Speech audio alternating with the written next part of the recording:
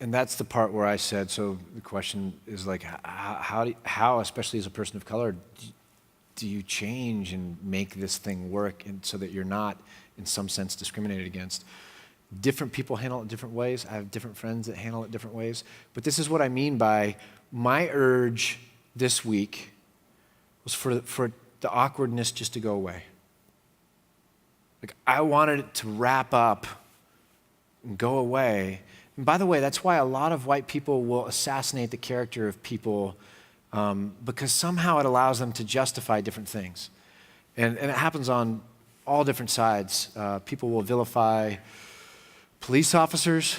They'll vilify people that get shot. We tend to try and find different things in different communities, and this happens on all different sides, because then we can go, oh, well, there you go.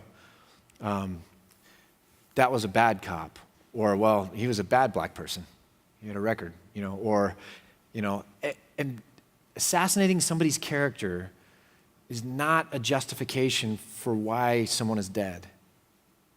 You know what I'm saying? Like, so we got to be careful to not always want to wrap it up so clean. It's okay to say it is incredibly messy. I have friends that are police officers.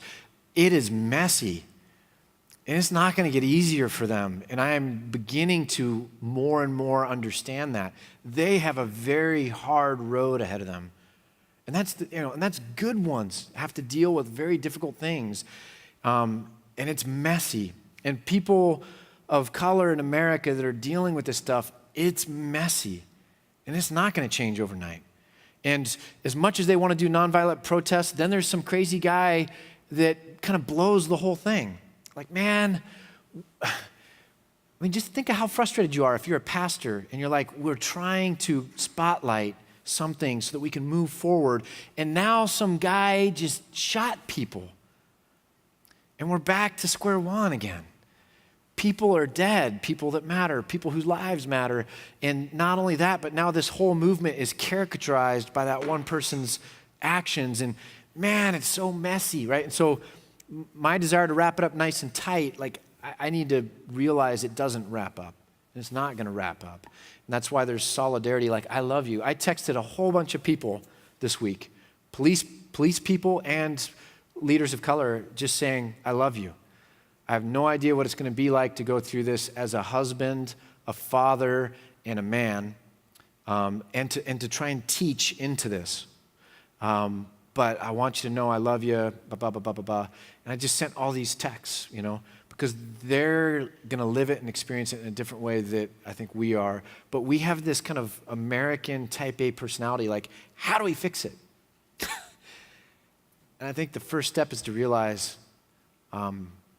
it's not going to fix easy. And it is messy. And here's the thing. Begin to notice your own stuff. I was driving down the road the other day in Bend and saw a black person, and I was gawking because I was like, no way, it's a black person. Not a racist thought at all, just a very isn't this cool? Like, there's actually like a person of color in my hometown. And then I began to realize what it must feel like for that person. Even though my thought was like, isn't this exciting? To that person, it's like, when they look over and they're aware that someone's staring at them, they don't know. You know what I'm saying? Like, I do weird things too, even when I'm not intending to do something judgmental. Like, we fall into these behaviors. And so I think beginning to be aware of all the little subtle things we do and say, it's got to begin with me if we're all going to live in a normalized way and value each other without kind of making people feel like they stick out or awkward or this, that, or the other. And so it's strange when you begin to pay attention to all the things that go on that way.